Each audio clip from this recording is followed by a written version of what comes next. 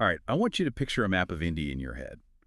But let's erase the modern borders, get rid of the cities, the highways. We're going back, way back, roughly 2,500 years. We're looking at the Gangetic Plains around the 6th century BC. And the vibe, well, if you read the sources, the vibe is not what you'd imagine. It's not this, peaceful, meditative, ancient India. It's volatile, it's tense, it feels like a society that is just about to snap. It really was. I mean, historians often call this period the Age of the Great Renunciation.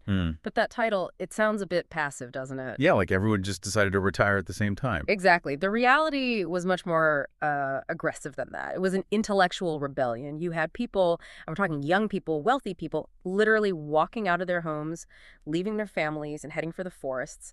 They did it because the established order, the whole system that had run their society for centuries, it just stopped making any sense to them. And usually when we hear about this era, the birth of Buddhism and Jainism, we get the purely spiritual version of the story. We hear about a prince who sees a sick man feel sad and then goes to meditate under a tree. And sure, that's the legend. But looking at the stack of research you've pulled together today, there's a much grittier story underneath all that. A story about iron, money, and cows. You absolutely cannot separate the spiritual revolution from the material one. They are completely intertwined. We have to talk about what historians call the second urbanization. The center of gravity in India was shifting. It was moving east, away from the Punjab region and into the thick, dense, kind of swampy forests of the middle Ganges Valley. Now, to live there, you first had to clear that forest. And to clear that kind of forest, you needed the hot new tech of the era. Exactly. Iron technology was the absolute game changer. With iron axes, they could clear the land, but then they immediately ran into another problem. The soil in the Gangetic Plains is different. It's not the light soil you find in the Punjab. It's this hard, deep, heavy clay. You can't just scratch that surface with a little wooden plow. You need a heavy iron plowshare. And, more importantly, you can't pull that plow yourself. You need horsepower, or I guess in this case, ox power. You need draft power. You need bullocks. And so suddenly, cattle aren't just a source of milk or some ritual object. They are the tractor engines of this new agricultural economy. If you lose your oxen, you and your family, you starve. Okay, I see the setup. The economy shifts to agriculture, so the value of the cow just skyrockets. But how does that lead to a religious crisis?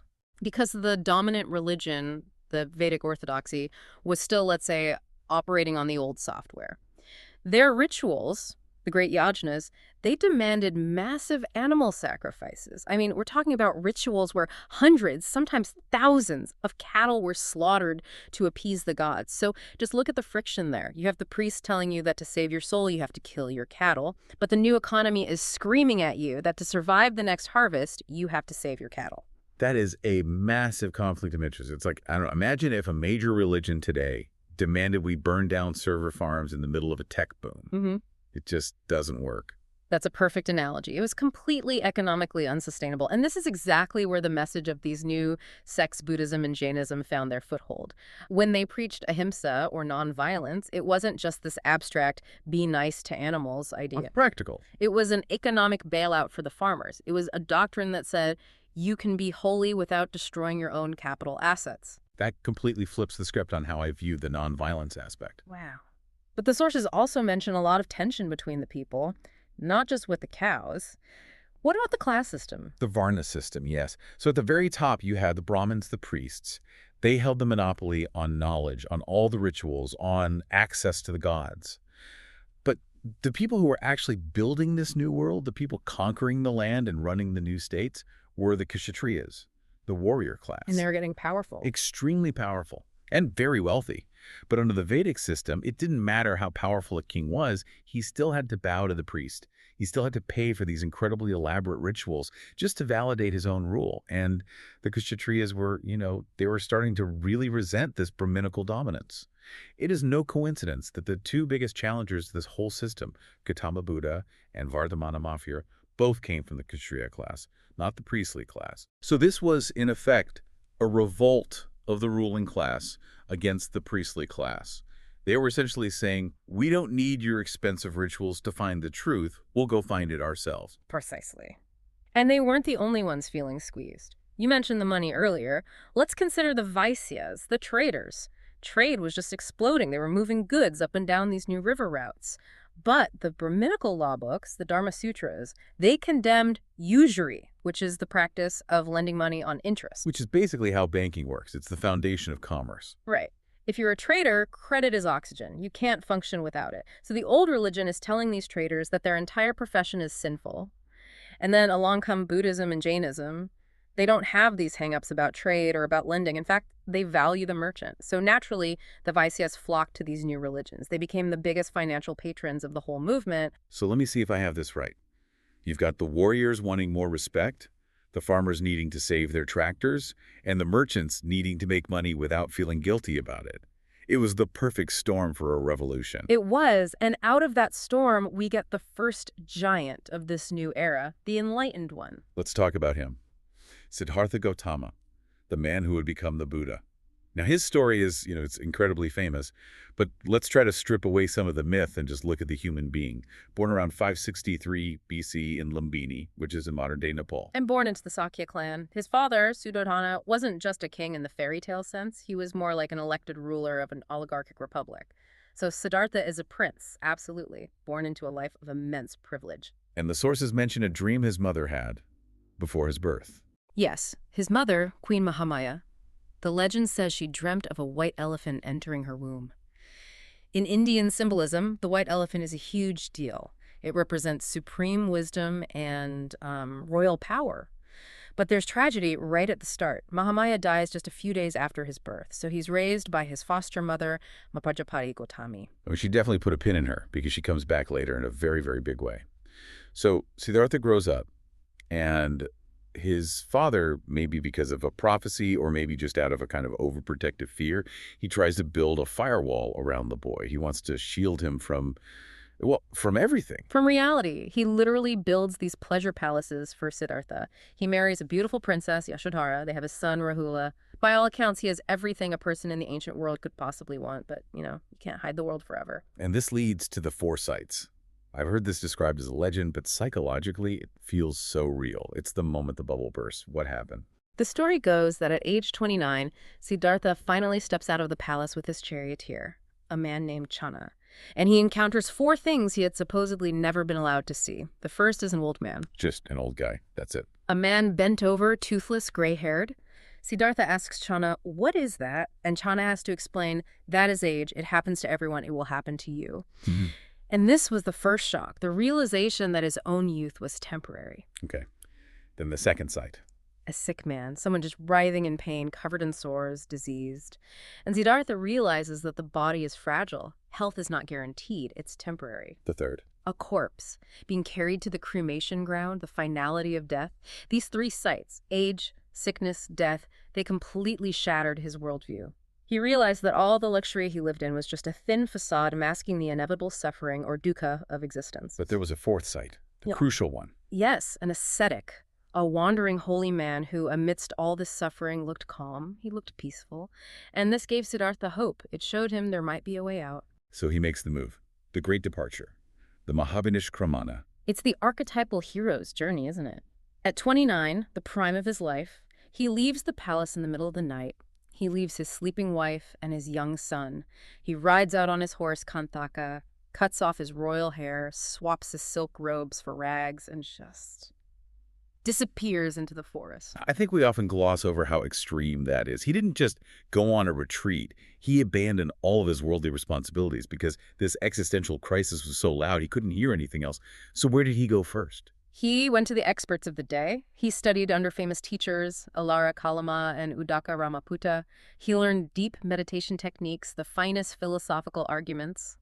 But ultimately, it wasn't enough. It gave him temporary peace, but it didn't solve the fundamental problem of suffering. So he swung to the other extreme. Radical asceticism. The thinking was, if luxury didn't work, maybe self-torture would. He stopped eating, he held his breath for long periods. The sources say he became so thin that if you touched his stomach, you could feel his backbone. He was literally dying. And this is where the genius of the Buddha really comes in, I think. He's lying there starving, basically hallucinating from weakness, and he has a realization. This isn't working either. Exactly. He realized that a weak body leads to a weak mind. You can't find truth if you're constantly passing out from hunger. He accepted a bowl of rice milled from a village girl named Sujata. He regained his strength, and in that moment, he discovered the middle path. The path between extreme indulgence and extreme self-destruction. Yes. He went and sat under a pipal tree, what we now call the Bodhi tree, in Bodh Gaya. He resolved not to get up until he found the answer. And at age 35, after 49 days of meditation, the dawn broke, and he attained Nirvana. He became the Buddha, the awakened one. And he didn't just keep it to himself. He went to Sarnath, near Varanasi, and gave his first sermon, Dharma Chakra Pravartana, setting the wheel of law in motion. And for the next 45 years, he was a machine. He walked all across the Gangetic Plains, teaching everyone from kings and robbers to farmers and prostitutes. He built a community, a sangha, until finally, at age 80 in Kushinagar, he passed away. His final words are just. They're hauntingly beautiful. He told his weeping disciples, "Decay is inherent in all composite things. Work out your own salvation with diligence." Work out your own salvation. That's a very demanding instruction. It puts the burden right back on us. So let's unpack the how. What was the software he wanted us to run? It all starts with the Four Noble Truths. This is the core of it, and it's structured like a medical diagnosis, which is fascinating. The Buddha often sounds like a doctor. Truth 1, dukkha. Which is usually translated as suffering. Right, but suffering is a bit too simple, I think. It's more like unsatisfactoriness. It means that even when things are good, they're fragile. Birth is dukkha, aging is dukkha, being separated from what you love is dukkha. It's that underlying hum of anxiety in life. Okay, so that's the symptom. Truth 2, samudaya, the cause. The origin of the illness. And the cause, he says, is trishna. It means craving, thirst. The constant nagging desire for things to be different than they are. We crave pleasure, we crave existence, we crave power, we crave non-existence. It's endless. Truth 3, nirvana, the prognosis. The good news, the illness can be cured. If you can remove the cause, the craving, then the suffering ceases. There is a way out. And finally, truth 4, the prescription, amaga. The path. Specifically, the Eightfold Path. And what I love about this is that it's not just pray to God or believe this one thing. It's a holistic system. It covers your intellect with right view and right resolve. It covers your ethics with right speech, right action, right livelihood. And it covers your psychology with right effort, right mindfulness, and right meditation. It really is a full-time 2047 training program for your mind. But I want to drill down into the deep philosophy that underpins all this, because there's one concept that and I think a lot of people, find the hardest to wrap our heads around, anatta, the idea of no soul. It is the major sticking point for most people, especially those coming from a Western or even a Vedic background. Because look, I can understand suffering. I get karma. But if there is no me, if there is no permanent soul, then who is suffering? Who is getting reincarnated? It feels like a complete paradox. It does feel like a paradox. Until you look at how he deconstructed reality, the Buddha was a radical empiricist. He basically argued that if you look inside with intense focus, you never find a permanent self. You find thoughts, but they change every second. You find a body, but it's constantly aging and replacing its own cells. You find emotions, but they pass like clouds in the sky. So he sees us more like a process, Then, a thing. yes. The classic analogy is a river. You can point to the Mississippi River. It looks like a distinct thing. It even has a name. But the water flowing past you right now is different from the water that was there 5 seconds ago.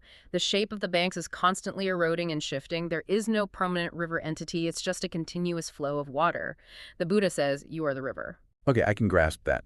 I am a flow of events, a process. Mm-hmm. But the reincarnation part, that's where I still get stuck. If I die and there's no little soul thing to float out of my body and into a baby, how does rebirth actually work? The texts use the analogy of a flame. Imagine you use a lit candle to light a second one. Okay. Does the flame itself jump from the first candle to the second? No. Is the flame on the second candle the exact same flame as the first? No, not really. Is it totally different and unrelated? No, of course not. It's causally connected. It's a transfer of energy, not a transfer of a thing. Exactly. In Buddhist thought, what transfers is the momentum of your karma. Your actions create a ripple effect, a causal force that necessitates a new birth. That is actually kind of terrifying. It's like a physics equation that can't balance itself to zero, so it just has to keep spinning out new lives to deal with the leftover energy. That is precisely why Nirvana is the ultimate goal. Nirvana literally means blowing out, blowing out that candle. You stop the momentum, you extinguish the craving that fuels the whole process, so the flame finally dies down. It's such a radical rejection of the Vedic idea of the Atman, the eternal, unchanging soul. And his social structure was just as radical, wasn't it? The Sangha. The order of monks and nuns. It was revolutionary because, in theory, it was open to everyone. In a society that was incredibly rigid about caste, Buddha said, "Just as the great rivers lose their names and identities when they flow into the ocean, so too do men of all castes lose their distinctions when they enter the Sangha." It was a democratic, almost primitive communist structure, no private property. They were forbidden from handling gold or silver. And eventually it was open to women. Yes. This is where his foster mother, Mahaprajapati Gautami, returns to the story. She literally marched to where the Buddha was with her feet swollen and covered in dust and demanded admission for herself and a group of women. Initially, Buddha hesitated. Perhaps worried about the social backlash, it's hard to say, but his chief disciple, Ananda, argued for her. He asked a simple question: are women capable of enlightenment? And Buddha said yes. So Ananda said, then how can you deny them the path? That's a surprisingly modern and logical argument for the 5th century BC. It was. Though we should note there were some practical limits. The sources say debtors, slaves, and soldiers couldn't just join without getting permission. Right. You can't just run away to a monastery to escape your credit card bill or, get out of army service. The king would not be happy with that. Exactly. They had to exist within the structures of the state. Okay, let's pivot for a moment. Because while Buddha was teaching this middle path, there was another contemporary, another spiritual giant, walking a much, much stricter road, the Jaina, the conqueror. Let's talk about Jainism. Right, and it's really important to correct a common misconception right off the bat. Jainism did not start with Mahavira. He wasn't the founder in the same way Buddha was the founder of Buddhism. He was the 24th Tirthankara. The 24th. So this tradition claims to be incredibly ancient. Ancient and cyclical. They believe there's a line of these great teachers in every cosmic age. The first Tirthankara was Rishabdev. His symbol is the bull. Then you have Parsvanatha, the 23rd, who is associated with the snake. Mahavira was the final reformer in this long lineage for our current age. But Mahavira is the one who really solidified it and put it on the map for history. Correct. He was born Vardhamana Mahavira in 540 BC, so he was a younger contemporary of the Buddha, born in Kundagrama, near Vaishali. And like the Buddha, he was an aristocrat connected to the Magadha royalty. And like the Buddha, he leaves it all behind. But his path, wow. If Buddhism is like a swim in a cool lake, Jainism feels like free climbing a sheer cliff face without a rope. It was incredibly intense. He left home at age 30. He wandered for 12 years.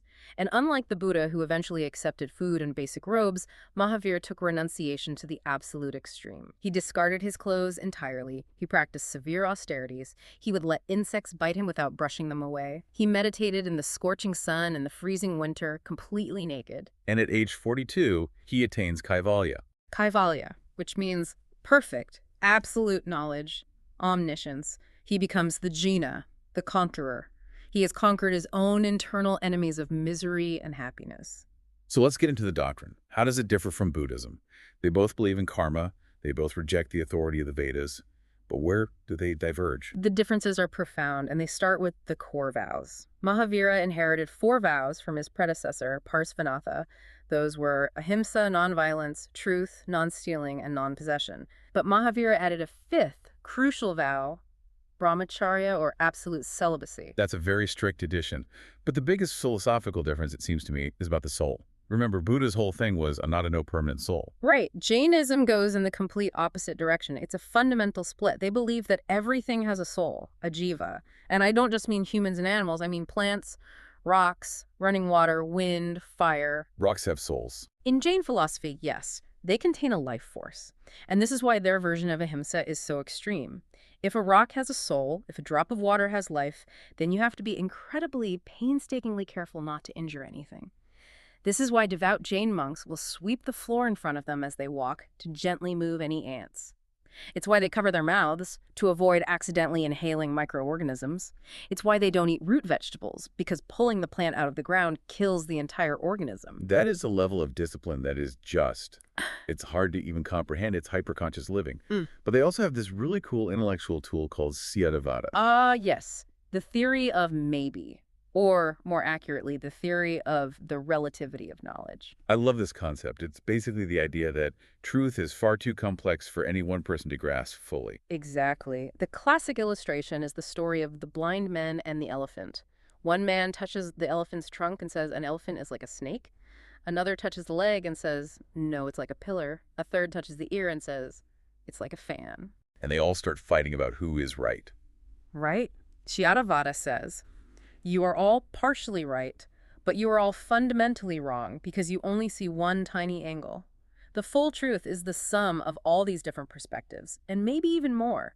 This is Anekantavada, the theory of non-absolutism. Reality has infinite aspects. That is such a modern and, frankly, tolerant way of thinking. It's the perfect antidote to dogmatism. It's basically saying, I might be right from my angle, but you might also be right from yours. It creates a philosophical basis for genuine tolerance. If you accept that your own knowledge is inherently limited, you are far less likely to, kill someone over a theological disagreement. So we have these two powerful new religions growing side by side. But as with any group of humans, eventually people start to disagree. We get splits, we get schisms. It's inevitable. Let's look at Buddhism first. The cracks actually appeared pretty early on. Even right after the Buddha died, at the first Buddhist Council, they had to scramble to compile all the teachings because there was no single written record. Right, it was all oral tradition at that point. But the big break, the one that really defines Buddhism as we see it across the world today, happened much later. It was around the 1st century CE during the 4th Council under the Kushan king Kanishka. This is the major split into Hinayana and Mahayana. We need to break this down because this explains why a temple in Sri Lanka looks so different from a temple in, say, China or Tibet. Let's start with Hinayana. Well, first we should say that Hinayana means lesser vehicle, and that's a derogatory term invented by the other side. They prefer the term Theravada, the way of the elders. This is the orthodox school. To them, the Buddha was a man. A supreme teacher, an inspiration, yes, but a human being who found a path and then left. So in this school of thought, who saves you? You do. It's a very do-it-yourself religion. The goal is individual salvation, to become an arhat, an enlightened being. It requires massive personal effort, intense meditation, and usually it means becoming a monk. It's hardcore, and it sounds a little lonely. It is. And that's where the Mahayana, the greater vehicle, comes in. They looked at this path and said, this is too narrow. We want a big bus that can carry everyone to salvation, not just a few dedicated monks. And to do that, they had to fundamentally change the character of the Buddha himself. Completely. In Mahayana Buddhism, the Buddha becomes a god, a transcendent cosmic principle. You start to see idol worship, you see elaborate rituals. But the biggest innovation, the most profound change, is the idea of the bodhisattva. This is my favorite concept in this whole stack of research. It's incredibly beautiful. A bodhisattva is a being who has accumulated enough merit and wisdom to enter nirvana. They have the ticket in their hand, the door is open, but they pause at the threshold. They turn back, and they say, I will not enter until I have helped every other living being down to the last blade of grass enter first. That is the ultimate expression of altruism. The goal shifts from save yourself to save everyone. Exactly. And you get these incredible figures like Avalokiteshvara, the embodiment of compassion, Maitreya, the future Buddha who is yet to come, Manjusri, holding the flaming sword that cuts through ignorance. This made the religion so much more accessible. You didn't have to be a monk meditating in a cave for 30 years. You could be a farmer. You could pray to Avalokiteshvara for help, and you could receive grace. Which explains why Mahayana is the version that spread so successfully to China, Japan, Korea, and Tibet. It was just more exportable. Precisely. It had a broader appeal. Okay, now let's shift to the Jain split. Because while the Buddhists were arguing about complex theology, the Jains split over something very, very tangible: clothes. It all starts with a disaster. A massive 12-year famine in Magadha, about 2 centuries after Mahavira's death. It was so bad that one of the leaders, a monk named Bhadrabahu, decided the community couldn't survive there. He took a large group of monks and migrated south, all the way down to Karnataka. And these were the hardliners, the traditionalists. The strict of the strict. While they were down south, they were kind of isolated from the changes happening back in the north. They kept to the original absolute rule of Mahavira, total renunciation. And that means owning nothing, and if you wear clothes, you own clothes, so they remained Daigambara sky-clad. Meaning naked.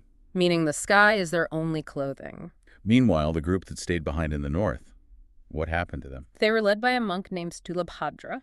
The famine made life incredibly hard. To survive and maybe to fit in a bit better with the changing society around them, they relaxed the rules just slightly. They started wearing simple, unstitched white robes, and these became the Svatambaras, the white-clad. So the famine ends, The naked monks come back north years later. They see their brothers wearing white robes, and what happens? Judgment. Immediate and harsh judgment. The Digambaras saw the clothes as a sign of attachment, a sign of weakness. They felt the Northerners had gone soft, that they had compromised the core teaching. But it didn't just stop at clothing. This very physical difference morphed into a massive theological divide specifically about women. Wait, how do you get from white robes to women's rights? It's a kind of brutal internal logic. The Digambaras argued that since you must be naked to achieve total liberation, or moksha, and since society and, biology prevents women from living publicly as naked ascetics. And that means women can't be liberated. Correct. In the Digambara view, a woman has to live a good life, build up good karma, and hope to be reborn as a man. Then he can go naked and finally achieve moksha. Wow. That is a heavy glass ceiling to put on half of your followers. What are the Svetambaras? They disagreed completely. Since they allowed the wearing of simple white robes, being a woman wasn't a physical barrier to the highest monastic life. They believe women can attain liberation in this very body. They even argue that the 19th Tirthankara, Malanath, was actually a woman. The Digambaras, of course, refused to accept that and insist Malanath was a man. It's just amazing how a practical decision about surviving a famine spiraled into a centuries-long debate about gender and salvation. Okay, let's talk about the intellectual legacy, because these weren't just faith-based movements. They were intellectual powerhouses.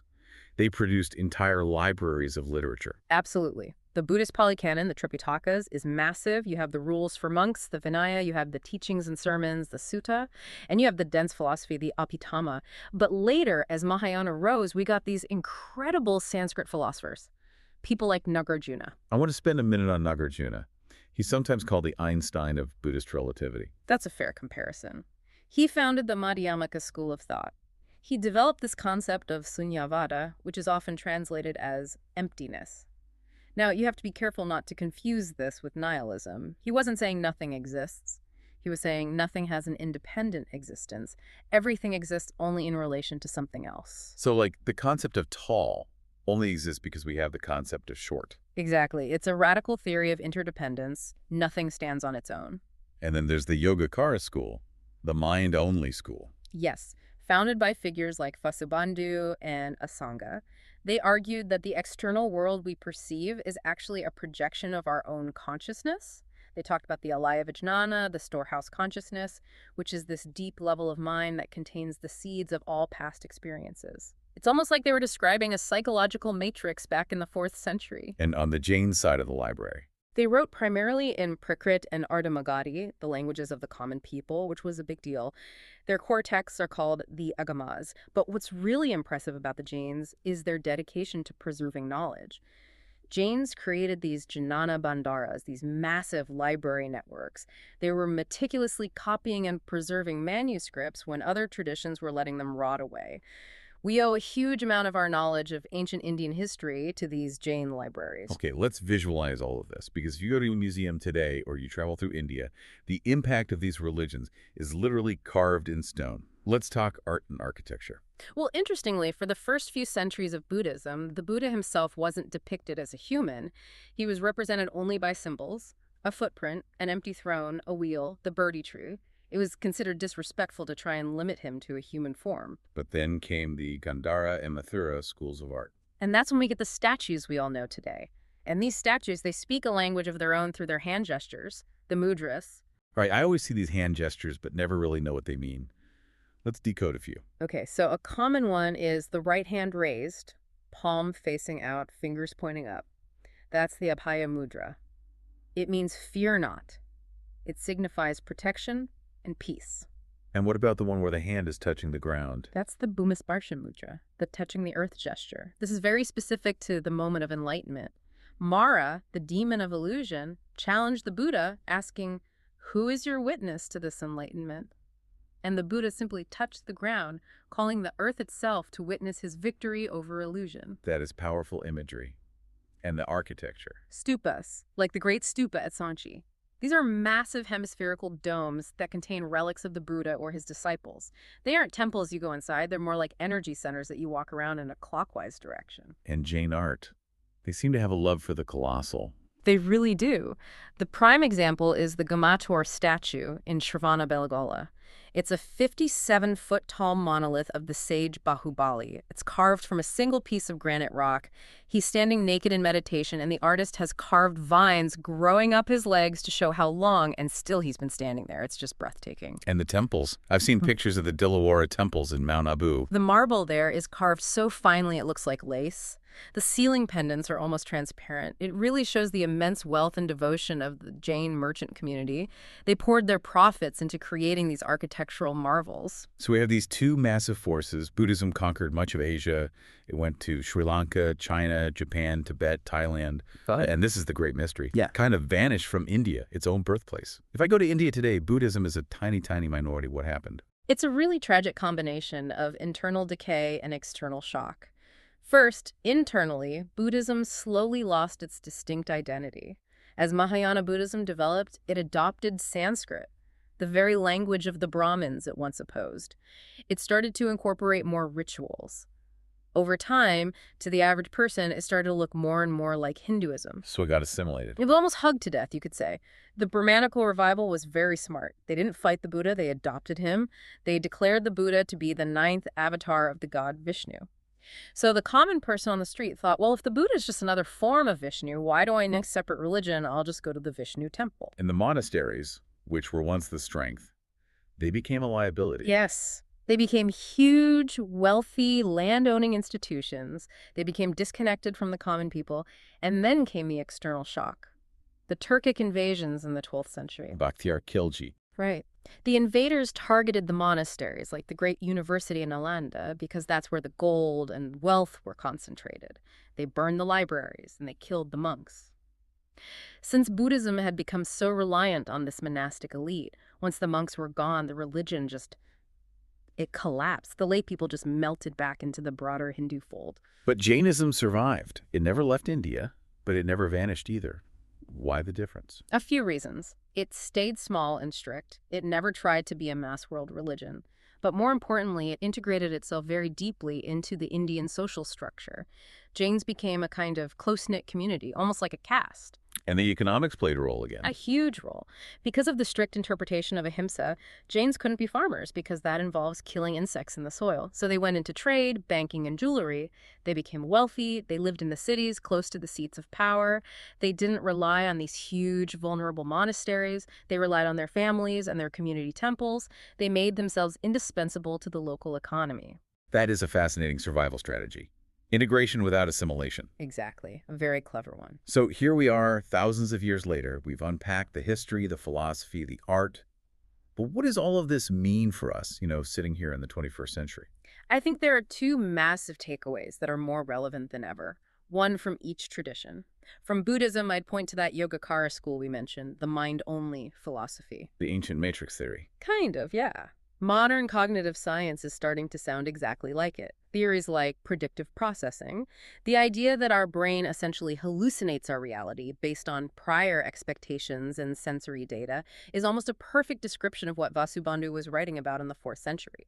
They understood the constructed nature of reality long before we had MRI machines. And from Jainism.